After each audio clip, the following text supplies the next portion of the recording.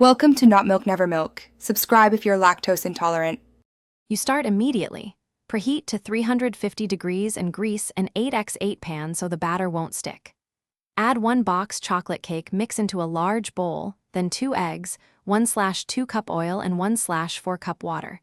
This ratio creates a fudgy texture rather than cake. Mix for 45 to 60 seconds until smooth. Don't overbeat because too much air makes them cakier. Once done, scrape the sides and transfer batter into the prepared pan evenly.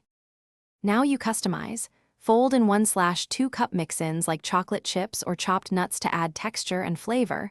Folding preserves the tender structure. Smooth the top and tap the pan once on the counter to release big air bubbles, which prevents uneven rise. Bake at 350 degrees for 20 to 25 minutes. Start checking at 18 minutes.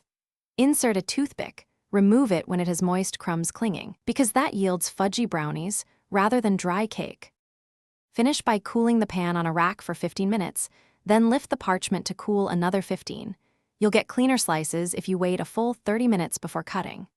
Store in an airtight container at room temperature for 2 to 3 days, or refrigerate up to 7 days. If you find them underbaked, return to the oven for 2 to 3 minutes. If they're dry, heat briefly and serve with sauce or frosting to restore moisture.